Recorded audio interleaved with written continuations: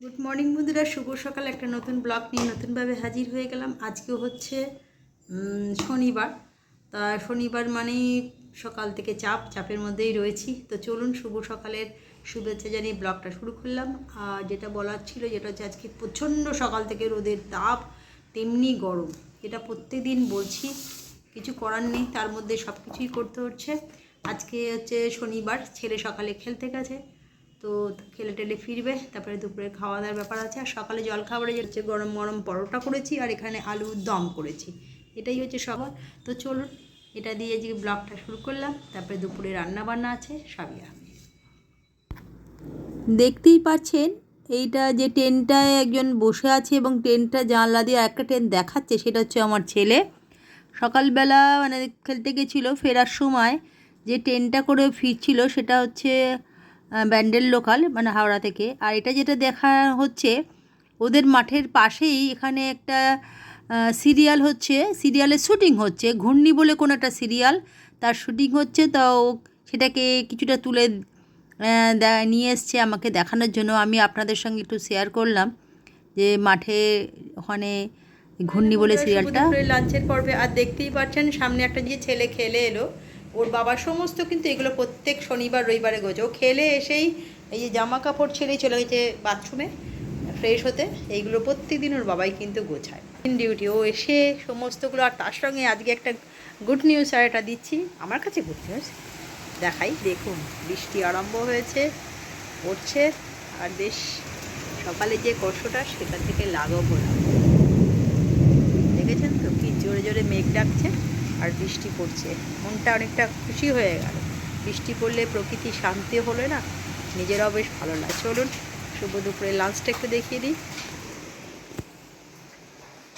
এঘর ওঘর করতে করতেই সময় চলে গেল। শুভ দুপুরে লাঞ্চে যেটা করেছি, বেড়ে ফেলেছি, স্নান করতে গেছে, ভাত করেছি, পোস্ত ওটা বেড়ে ফেলেছি, ডিম শুক্তো, লাউ বড়ি, আর হচ্ছে ডাল, যেটা ওর জন্যে। তো চলুন এখনই ও বসে পড়বে, পরে ওর বাবার আমি দুজনে খাবো।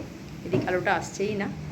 তা শুভ দুপুরে শুভেচ্ছা। বিকেলবেলা চায়ের পর্বে গেছিলাম পড়াতে, পড়িয়ে ফিরলাম। তা ফেরার সময় আজকে কি মনে হলো, কোনো দিনই আমি আনি না, তো আজকে প্রথম নিয়ে এলাম।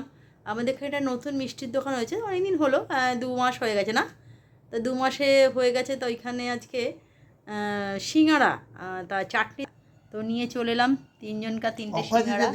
হ্যাঁ, অক্ষয় তৃতীয়া সেদিনকে আমি মিষ্টি নিই, আর এখানে চা। সেদিনকে মিষ্টি নিয়েছিলাম, তো ওখানে 1 প্যাকেট মিষ্টি নেবার 1টা প্যাকেট দিয়েছে, মানে কি ফ্রি। বেশ ছানার গজা 5টা বড় বড়, খুব ভালো মিষ্টি দিয়েছিল, খুব ভালো। যেটা ভালো তো সেটা বলতেই হবে, মিষ্টি দিয়েছে বলে না, মিষ্টির কোয়ালিটি ভালো। এবং সিঙ্গারাগুলো চাটনি সমেত 10 টাকা করে সিঙ্গারা, যেগুলো অন্য জায়গায় সিঙ্গারা 8 টাকা, চাটনি দেয় না। কিন্তু সিঙ্গারার সাইজ ভালো, দেখে মনে হচ্ছে ভালো, না খেয়ে বুঝতে পারবো না, তবে যথেষ্ট ভালো বলে মনে হয়। চলে এলাম বন্ধুরা শুভরাত্রির ডিনারে পর্বে।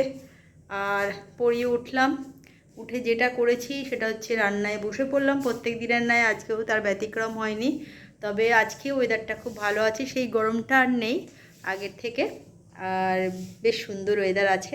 তাই আজকে যেটা করেছি, গরম গরম পরোটা করলাম, আর এখানে একটু চিলি চিকেন করেছি, অল্পই চিকেনটা ছিল ঘরে, আর একটু ফুলকপির তরকারি। এই দিয়ে আজকে রাতের ডিনারটা হয়ে যাবে। বাবা, হাঁপিয়ে উঠলাম, এতগুলো গরমের মধ্যে রান্না করা মানে খুব কষ্টকর। কিছু করার নেই, করতে তো হবেই, খেতে তো হবেই। সে যাই খাই না কেন, মনে হয় এই সময় গরম একেবারে পান্তা ভাত ছাড়া কিছু ভালো লাগে না। গরম গরম আলু ভাজার সঙ্গে পান্তা ভাত খেয়ে নেবো, কাঁচা লঙ্কা পেঁয়াজ দিয়ে, এর থেকে ভালো জিনিস নেই। আমি মাঝে মাঝে কিন্তু খাই, সেটা সবসময় হয়ে ওঠে না, কিন্তু আমি খাই। যদিও আমার ভীষণ ভালো লাগে পান্তা ভাত, যা হোক আলুর চপ দিয়ে কিনে এনেও খাই।